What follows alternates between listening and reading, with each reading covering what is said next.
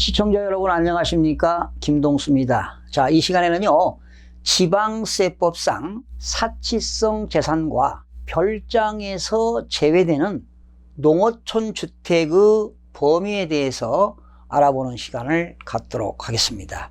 혹시 여러분들 아실지는 모르겠는데 사치성 재산, 지방세법상 사치성 재산에는 5가지가 있습니다. 별장, 골프장, 고급 오락장, 고급 선박, 고급 주택. 이러한 사치성 재산을 사게 되면 취득세가 상당히 많습니다. 그런데요, 이러한 사치성 재산에는 세율이 이렇게 됩니다. 우리가 취득세에서요, 표준세율이 있어요. 이 표준세율은 취득에 대한 종류에 따라서 다 다르죠.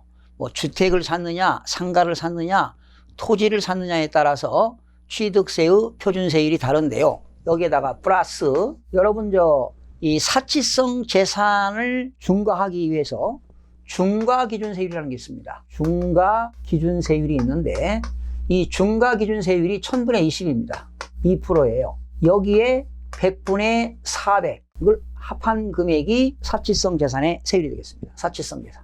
취득세의 사치성 재산은 표준세율 플러스 가로 열고 중과를 하는데 기준이 되는 세율이 1000분의 20이라니까요. 그러면 여러분 1000분의 20은 2% 아니겠습니까? 2%에다가 100분의 400이니까 4배 아니에요. 그럼 몇 프로 이게? 8%입니다. 8%. 결과적으로 표준세율 플러스 8%가 된다 이런 얘기죠. 지방세법상 사치성 재산은 표준세율 플러스 8%가 된다. 그런데 실무상 이 8%에는 농어촌 특별세가 10% 붙습니다. 또 농어촌 특별세가 10% 붙으니까 0.8%가 되겠죠. 그럼 결과적으로 표준세율에다가 8.8%가 붙는다 이렇게 생각하시면 되겠어요. 실무상 그렇습니다. 그러나 이론적으로는 이제 중과기준세율 2%의 4배니까 추가로 표준세율에 8%가 더 추가로 붙는다 이렇게 생각하시면 되겠습니다. 자, 그러면 여러분 사치성 재산에는 뭐 별장도 있고 골프장, 고급 오락장, 고급 선박, 고급 주택, 별골 5선주가 되겠어요. 별골 5선주, 고급 오락장, 고급 선박, 고급 주택. 고급자가 들어가는 건 3가지가 되겠죠. 고급 오락장, 고급 선박, 고급 주택. 이런 것들이 사치성 재산인데 표준세율 플러스 8%가 된다. 그런데 이 우선 골프장이라고 하는 것은 말이죠. 회원제 골프장을 말합니다. 법률은 체육시설의 설치 및 이용에 관한 법률에 의해서 체육시설업을 등록하는 경우에 뿐만 아니라 그런 체육시설을 하지 않았다 하더라도 사실상 골프장으로 사용하는 경우는 사치성 재산에 들어갑니다. 그래서 여기서 골프장이라고 하는 건 바로 회원제 골프장을 말합니다. 대중골프장은 제외됩니다. 나인홀은 제외되고요. 회원제 골프장은 사치성 재산에 들어갑니다. 그리고 참고로 이 별장과 그리고 고급 오락장과 고급 주택입니다. 고급 선박 빼고요. 별장이라든가 고급 오락장이라든가 고급 주택은 경계가 명백하지 아니할 때는 그 바닥 면적의 10배까지를 부속토지로 봅니다. 부속토지가 상당히 넘죠. 자, 그러면 별장부터 한번 살펴보도록 하겠습니다. 여러분, 별장도 엄밀하게 따지면 뭐예요? 주거용 건축물이죠. 별장도 주거용으로 사용할 수 있어요. 항상 주거용으로 사용하면 그게 주택이죠. 그렇죠? 그런데 여기서 말하는 별장이라고 하는 것은 주거용으로 사용하는 건축물이지만 늘 항상 주거용으로 사용하지 않고 휴양이라든가 피서라든가 놀이, 즉 일하게 되겠죠. 휴양, 피서, 놀이 등으로 사용한다면 역시 별장이 되겠습니다. 그런데 별장은 별장인데 농어촌 지역에 있는 그 주택, 농어촌 주택은 별장에서 제외된다. 그러니까 여러분들이 잘못하면은 서울에 뭐 주택이 아파트가 있고요. 또 뭐 경기도 일원이라든가 또 지방에 주택이 있는데 그것을 주거용으로 사용하지 않고 언제든지 이 주거용으로 사용하지 않고 휴양이라든가 피서라든가 놀이를 위해서 사용한다면 그거는 별장이라는 겁니다. 그러면 별장은 별장인데 농어촌 주택은 제외된다는 겁니다. 그래서 여러분들이 그 별장에서 제외되는 농어촌 주택의 범위를 정확하게 알아야 여러분들이 또 이런 것들을 구입하면서 경제적인 손실을 안 볼 수가 있습니다. 그래서 별장에서 제외되는 농어촌 주택의 범위를 살펴보겠습니다. 이 농어촌 주택은요, 지방세법상 농어촌 주택이 있고 소득세법상 농어촌 주택이 있습니다. 이 시간에는 별장에서 제외되는 지방세법상 농어촌 주택이 되겠습니다. 자, 먼저 시골에 있는 여러분들이 읍면 지역에 있는 그 농어촌 주택을 사기 위해서는 말이죠, 대지 면적이 660제곱미터 이내일 것. 여러분들이 항상 시골에 농가주택 살 때는 대지 면적은 200평 이내를 사는 게 좋습니다. 660제곱미터 이내이고, 그리고 건축물 연면적. 여러분, 건축물 연면적이라는 건 뭐예요? 연면적은 바닥 면적의 합계를 말합니다. 연면적이 150제곱미터 이내일 것. 이게 중요합니다. 660제곱미터 이내일 것, 건축물 연면적이 150제곱미터 이내일 것. 그리고 건축물 가액이 6,500만 원 이내일 것. 건축물 가액이 6,500만 원 이내일 것. 이런 것들이 농어촌 주택이 되겠습니다. 그리고 세 번째는 농어촌 주택의 요건에 충족하려면 제가 이 얘기하는 다음 항목 어느 하나에 해당하는 지역에 있지 아니할 것. 그러니까 그런 지역이 아닐 것. 어떤 지역이냐? 여러 가지가 있는데요. 4가지가 있는데, 광역시의 군적이 아닐 것. 여러분, 광역시에도 군적이 있잖아요. 광역시의 군적이 아닐 것. 그리고 경기도에는 수도권 정비계획법에 의해서 수도권 지역이 있잖아요. 경기도 일대에 수도권 지역이 있습니다. 수도권 지역이 아닐 것. 수도권 정비계획법에 의해서 수도권 지역이 아닐 것. 그러나 수도권이라 하더라도 이런 경우가 있습니다. 접경지역 지원법이라고 해가지고 접경지역이 있어요. 비무장지대, 이런 데는 상관이 없습니다. 그리고 수도권이라 하더라도 수도권에는 3가지가 있죠. 수도권 정비계획법 제6조에는 과밀억제권역이 있고 성장관리권역이 있고 자연보전권역이 있는데, 자연보전권역은 일부 행정안전부령으로 정하는 자연보전권역은 제외가 된다는 것 참고로 알아두시면 되겠습니다. 그 다음에 국토계획 및 이용에 관한 법률에 의해서 도시지역이 아닐 것, 도시지역이 아닐 것. 그리고 부동산 거래 신고에 관한 법률 규정에 의해서 허가구역이 아닐 것, 토지거래 허가구역이 있습니다. 여러분, 국토계획 및 이용에 관한 법률에 의해서 용도지역에는 크게 4가지가 있죠. 도시지역, 관리지역, 농림지역, 자연환경보전지역이 있습니다. 그런데 도시지역이 아닐 것. 여러분, 도시지역에는 주거지역, 상업지역, 공업지역, 녹지지역이 있죠. 이러한 도시지역이 아닐 것. 그리고 소득세법상 투기지역이 아닐 것. 투기지역이 아닐 것. 그리고 조세특례 제한법에 따라서 관광단지 지역이 아닐 것. 관광단지 지역이 아닐 것. 그럼 결과적으로 농어촌 주택은 순수하게 읍면지역에 있는 주택이 되겠죠. 읍면지역에, 시골에 있는 관리지역이라든가 농림지역이라든가 자연환경 보전지역에 있는 순수한 주택이 농어촌 주택이 된다, 이렇게 보시면 되겠습니다. 그러니까 이렇게 지금 제가 요건에 충족되는 농어촌 주택은 별장에서 제외된다. 아시겠죠? 그래서 시골에 여러분들이 읍면 지역에 농가주택을 취득했을 때는 대지 면적이 660제곱미터 이내를 사고, 건물의 연면적은 150제곱미터 이내여야지, 만약에 660제곱미터를 초과하거나 건물 연면적이 150제곱미터를 초과하는 경우에 그것을 주거용으로 사용하지 않고 휴양이나 피서나 놀이를 목적으로 사용한다면 당연히 별장으로 본다, 이런 얘기입니다. 그러면 별장은 취득세가 얼마냐? 실무상 12.3%입니다. 실무상입니다. 골프장 같은 것은 13.4%입니다. 실무상.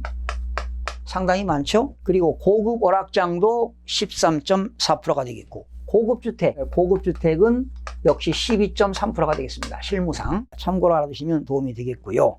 자, 중요한 것은 지금 제가 농어촌 주택을 설명드리는 겁니다. 농어촌 주택. 항상 여러분들이 만약에 노후에 말이죠, 시골에 가서 농가주택을 사되겠다. 그러면 대지 면적은 200평 이내, 연면적은 150제곱미터 이내, 그리고 건축물가액은 6,500만 원 이내의 주택을 사는 것이 농어촌 주택이 되겠습니다. 자, 그러면 역시 이제 골프장도 사치성 재산에 들어가고요. 그 다음에 세 번째 고급주택을 소개하겠습니다. 고급주택. 여러분, 이 지방세법에서는 고급주택이라고 하고요. 소득세법에서는 고가주택이라고 합니다. 달라요. 고가주택은 실지 양도가액이 9억 원이 초과하는 것이 고가주택이고요. 지방세법에서는 취득세에서는 고급주택이라고 하는 겁니다. 그러면 고급주택의 범위를 좀 살펴보겠습니다. 여러분, 우선 고급주택 하기 전에 주택을 취득하는데요. 만약에 이제 주택을 취득했는데 9억 원 초과 9억 원 초과하는 주택을 샀을 때 그게 85제곱미터 이하냐, 85제곱미터 초과냐에 따라서 달라지죠. 85제곱미터 이하일 때는 3.3%입니다. 취득세가. 그리고 85제곱미터 초과는 3.5%가 되는 겁니다. 그러면 만약에 여러분이 고급주택을 샀다. 85제곱미터 초과하기 때문에 3.5에다가 8.8%를 더하니까 12.3%가 되는 겁니다. 실무상. 고급주택을 사게 되면 실무상 취득세가 12.3%가 된다. 참고로 알아두시기 바랍니다. 자, 그러면 고급주택의 범위를 한번 살펴보도록 하겠습니다. 고급주택의 범위. 단독주택입니다. 자, 고급주택의 범위. 단독주택으로서요, 연면적입니다. 연면적. 여러분, 연면적은 바닥면적의 합계를 말하는데요. 단독주택에서 여기서 연면적 중에는 주차장 면적을 제외됩니다. 주차장 면적 제외. 그리고 331제곱미터 초과입니다. 331제곱미터 초과니까 100평이 넘는 것이지요. 그리고 건축물가액이 9천만 원 초과입니다. 건축물가액이 9천만 원을 초과하고요. 그리고 취득 당시 시가 표준액이 6억 원 초과입니다. 이 세 가지 요건이 충족되면 단독주택으로서 고급주택이 됩니다. 두 번째입니다. 단독주택으로서 대지면적이 662제곱미터 초과입니다. 건축물가의 9천만 원 초과 똑같습니다. 취득 당시 시가 표준액 6억 원 초과 똑같습니다. 두 번째, 세 가지 요건이 충족되면 고급주택입니다. 단독주택으로서 대지면적 662제곱미터 초과, 건축물가의 9천만 원 초과, 취득 당시 시가 표준액 6억 원 초과, 지방세법상 고급주택으로서 사치성 재산에 들어갑니다. 그 다음에 세 번째입니다. 단독주택에 말이죠. 엘리베이터가 있습니다. 엘리베이터가 있는데 적재 하중 200kg 이하는 제외됩니다. 단독주택에 엘리베이터가 있대요. 그 엘리베이터 무게 적재 하중 200kg 이하의 소형 엘리베이터는 제외된다. 보통 여러분들이 그 일반 그 아파트라든가 이런 데서 엘리베이터를 타게 되면 평균이요, 1인당 평균 제작이 한 67kg으로 제작되어 있습니다. 그러니까 200kg면은 3사람이 타면 오버되고요. 2사람 정도 타고 물건 실을 수 있을 정도 무게입니다. 이런 것들은 제외되는데 200kg가 넘어가 됩니다. 그러니까 단독주택에 엘리베이터가 있는데 200kg 이하는 제외되고요. 역시 취득 당시 시가 표준액 6억 원 초과됩니다. 6억 원 초과. 단독주택에 엘리베이터가 있고 시가 표준액이 6억 원이 초과되면 고급주택이 된다. 자, 그리고 네 번째입니다. 네 번째는 단독주택이에요. 엘리베이터가 아니라 에스컬레이터입니다. 에스컬레이터. 단독주택에 에스컬레이터가 있거나 그리고 67제곱미터 이상의 수영장. 단독주택에 에스컬레이터가 있다. 단독주택에 67제곱미터 이상의 수영장이 있다. 이 둘 중에 한 개만 있으면, 단독주택에 에스컬레이터가 있거나 67제곱미터 20평 이상의 수영장 중 한 개만 있으면 고급주택이 되는 겁니다. 이런 것들이 단독주택의 고급주택이 되겠고요. 자, 이제 아파트, 연립주택, 공동주택으로 넘어갑니다. 다섯 번째, 공동주택입니다. 공동주택은 아파트, 연립주택, 다세대 이런 것들이 공동주택이 되겠는데요. 이 공동주택에서는 건축물 연면적은 바닥면적의 합계를 말하는데요. 이 공동주택에서 연면적은 공유 면적은 제외됩니다. 복도라든가 계단이라든가 엘리베이터 이런 면적은 제외됩니다. 공유 면적 제외가 되고요. 245제곱미터 초과합니다. 연면적. 그래서 이런 아파트 건설회사들이 아파트 질 때요. 244.67 이렇게 집니다. 그러면 고급주택이 아니죠. 연면적이 245제곱미터를 초과하는 경우입니다. 그리고 복층형입니다. 복층형. 복층형은 274제곱미터 초과합니다. 복층형은 두 개 층을 쓰는 것이죠. 그래서 복층형을, 그런 이제 꼭대기층에 아파트 복층형이 많이 있잖아요.